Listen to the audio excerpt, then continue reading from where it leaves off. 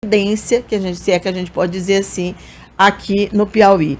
E essa história começou numa escola filantrópica, numa fundação, que é a Fundação Nossa Senhora da Paz.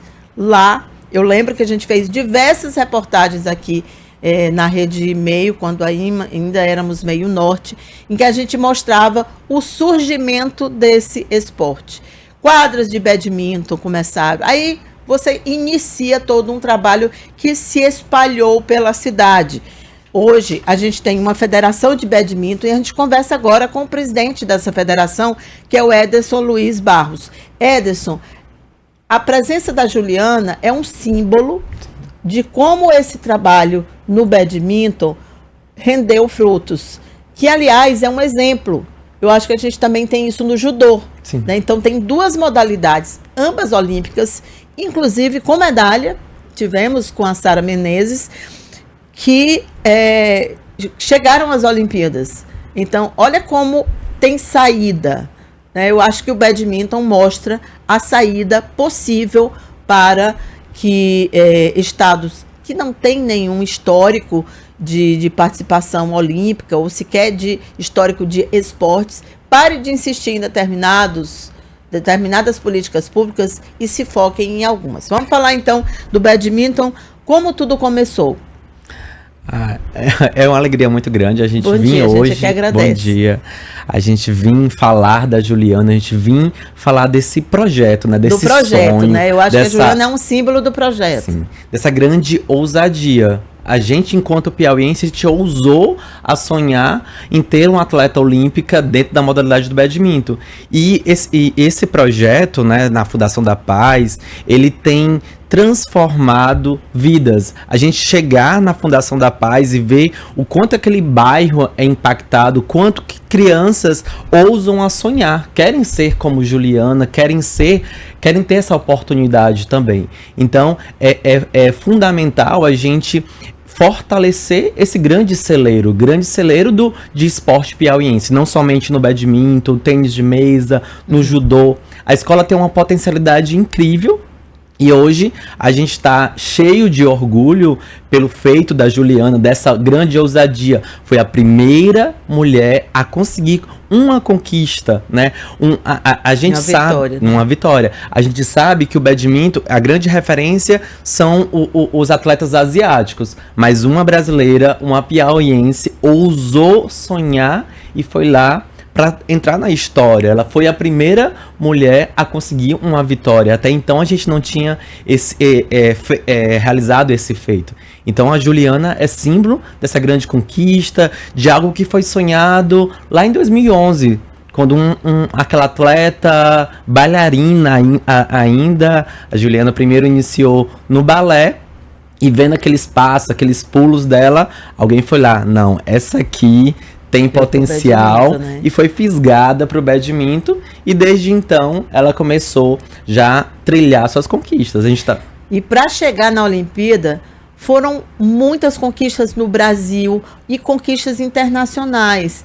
E sempre conseguiu lá, foi continuado o trabalho feito no badminton. O que é o mais interessante é que não parou, não foi uma coisa, é só uma temporada, não, é continuado, é um trabalho continuado. E a primeira conquista da Juliana foi aos 7 anos. Ela foi fisgada lá aos 6 anos, começou a treinar, e aos 7 anos a gente já tem a primeira competição pan-americana que ela já vai pro pódio. Ela já medalha aos 7 anos. Aos 7 anos. Então, as conquistas da Juliana são as mais diversas no cenário nacional e internacional. A partir dos 7 anos, ela já conseguiu conquistar sua primeira medalha internacional, teve participações importantes em campeonatos pan-americanos, campeonatos mundial júnior, tem representado o Brasil ao longo de um tempo, né? Então, além desse treinamento lá a partir dos 6 anos, ela também teve a oportunidade, já encontrando, né, esse talento, ela foi participar de um treinamento na Espanha, passou 4 anos na Espanha. Aos 11 anos ela já foi para a Espanha e teve esse intercâmbio, né, intercâmbio cultural e esportivo aos 11 anos, no qual passou 4 anos na Espanha lá, sozinha, tendo todo o suporte, né? Mas acabou deixando família, amigos, para treinar, né? Porque ela acreditava. Inclusive, a gente encontra, nesse material, eu encontrei uma entrevista dela, já há 10 anos atrás, e ela já tinha consciência disso. Que em 2024 ela estaria nas Olimpíadas. Ederson, deixa eu te perguntar, voltando aqui, porque assim, eu queria muito entender, porque o badminton não é um esporte popular. Não é um futebol, por exemplo, né? Que tem lá duas redes, 2 traves lá, e aí os meninos em qualquer lugar, e meninos e meninas em qualquer lugar já fazem. Não, precisa de uma quadra, precisa de uma raquete, precisa... Não é uma coisa popular. Como é que se chegou até isso, né? Há uma federação, há uma organização. Esse caminho foi trilhado como? Teve algum tipo de ajuda de quem? Assim, como que a coisa realmente deslanchou? Então, dos grandes percussores do badminton piauiense foi o Francisco Ferraz, que participou desse movimento de estruturação, organização da Federação Piauiense. E no início dos trabalhos da federação, a gente teve um apoio, né? Teve um projeto Jovens Talento e também teve um apoio importante da Prefeitura de Teresina, no qual subsidiou... Na época, subsidiou projetos que a gente conseguiu ter núcleos esportivos em toda Teresina. Quem era o prefeito na época? Não consigo lembrar. 2011. Não consigo precisar. Eu acho que foi na gestão ainda de Silvio Mendes e tudo. Certo. Aí nós tivemos esse projeto que foi muito importante. A gente tivemos vários núcleos na região norte. O Ovídios Nunes, por exemplo, era um núcleo. Ou a região do Monte Castelo, a Fundação Nossa Senhora da Paz, na região do Disseu. Aí nós conseguimos popularizar. O Mano Ferrer era o prefeito à época, em 2011. Sim. Aí nós conseguimos popularizar, nós conseguimos encontrar diversos talentos, né? O trabalho de encontrar a Juliana e tantos outros. É importante a gente falar que teve muitos, e tem muitos, né? E para quem não sabe, a Fundação da Paz, vou explicar aqui rapidamente.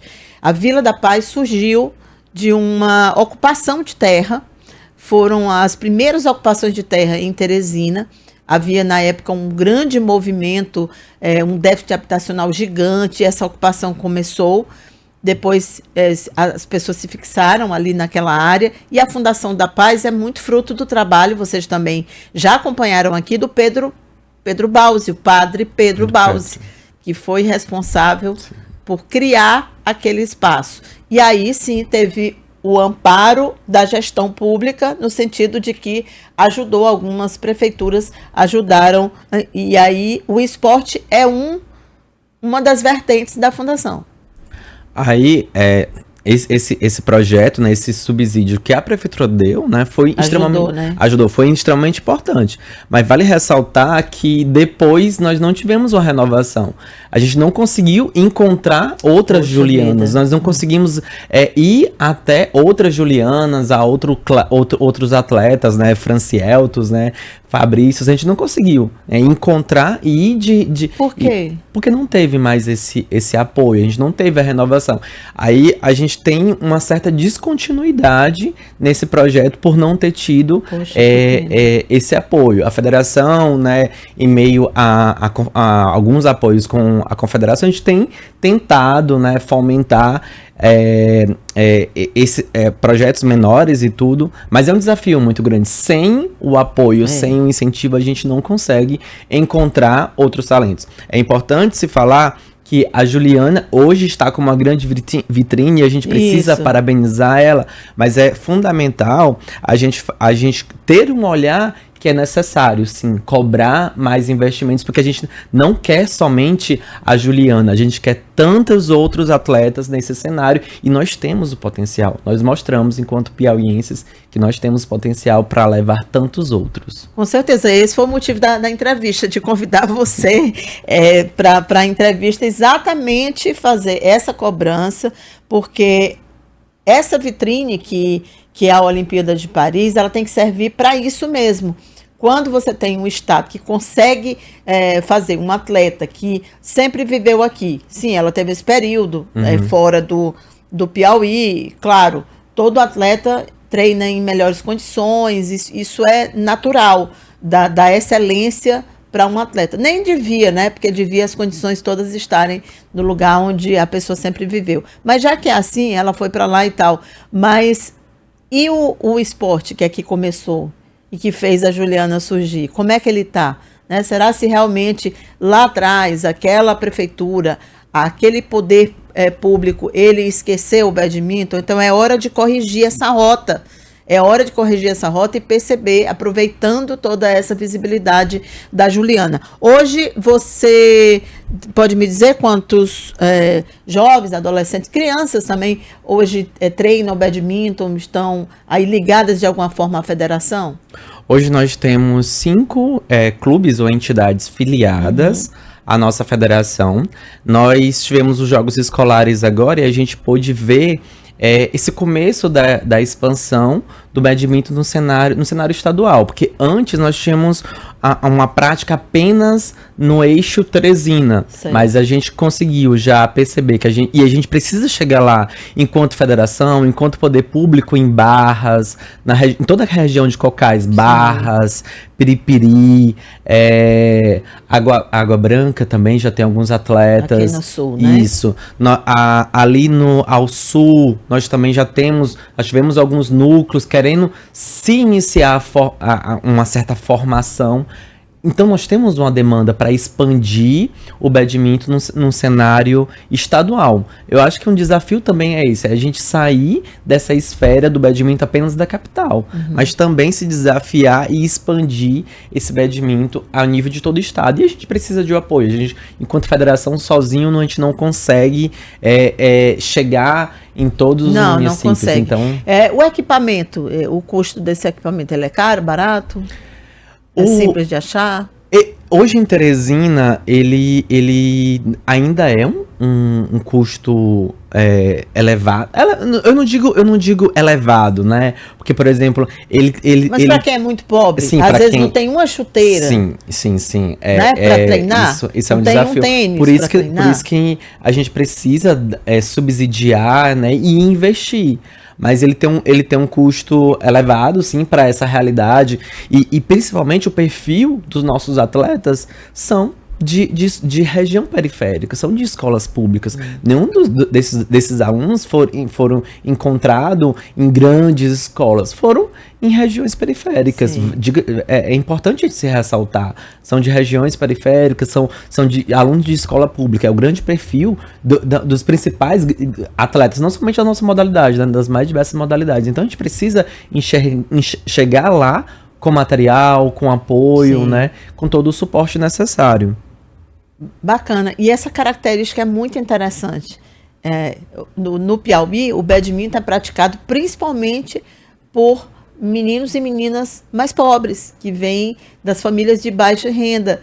E é um esporte que não é, repito, um esporte popular, né? Não é um esporte popular. O esporte popular do Brasil é o futebol. Eu estou até vendo aqui a origem do badminton, que diz o seguinte, que é um jogo antigo que evoluiu de um passatempo popular na Europa. Então, de onde é que vem esse jogo que é praticado aqui por crianças, adolescentes das escolas públicas, da periferia? É um jogo que vem da Europa e foi se adaptando. Tem uma teoria, inclusive, que o badminton foi jogado pela primeira vez numa cidade do Reino Unido em 1860.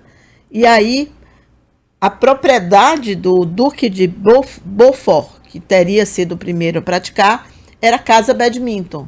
Por isso que ganhou o nome. Aí depois foi para a Índia, no leste asiático, aí explica, né, justifica o fato de que você disse que os asiáticos são os atletas mais premiados, né? Mas eu queria quebrar um pouquinho a história, porque nós brasileiros, nós também jogamos peteca. Sim, a então, peteca, então tem a tem peteca. uma certa similaridade. A história é muito europeia, né? Aqui fala que é muito a europeia. narrativa é europeia. A narrativa é muito europeia, mas verdade. nós brasileiros já jogamos peteca. E é muito similar. Então, é possível, sim, a gente construir uma nova narrativa e dizermos também que nós, brasileiros, sobretudo os povos indígenas, já têm essa influência de jogar, não o badminton como nós conhecemos hoje, mas jogávamos a nossa peteca, que tem movimentos muito similares. Então a gente precisa também construir essa nova narrativa. Agora o nome também, né? É um nome inglês, então construir uma nova narrativa e mostrar que nós, brasileiros, sim, temos... que teve influência, sim, né? Acho que você é ótimo. Olha, eu espero sinceramente que esse olhar agora seja diferente do poder público. Você mencionou os jogos escolares, é um grande impulso para o esporte amador no Piauí, e acho que se tiver continuidade também pode vir a ser um celeiro de atletas, né? É interessante, Cíntia, eu queria lembrar agora a fala da Juliana. Sim. Ao sair na sua conquista, né? Ela relembrou, nós somos mais de 200 milhões de brasileiros e ela estava muito orgulhosa de estar lá nos Jogos Olímpicos, representando o seu estado e representando cada brasileiro. Então, a Juliana nos faz parte, né? Nos coloca também lá em Paris junto com ela. Ela não se sentiu jogando sozinho, né? Sentiu representando o seu estado, e é fundamental que nós, né, piauienses, a gente possa valorizar a cada atleta, a cada conquista, né, e buscar o fortalecimento da nossa modalidade de uma maneira ainda mais forte. Muito obrigada, Ederson, sucesso. Você era jogador ou é? Eu fui professor e fui para as Olimpíadas no Rio 2016 como árbitro. Foi mesmo? Fui como árbitro em 2016. Foi uma experiência bacana? Foi uma experiência incrível. Eu sou apaixonado pelos Jogos Olímpicos. Eu acho que aquela chama olímpica, aquele espírito do olimpismo fica lá impregnado na gente. Legal. Sem sombra de dúvida. A federação, então, está em boas mãos. Obrigado. Obrigada pela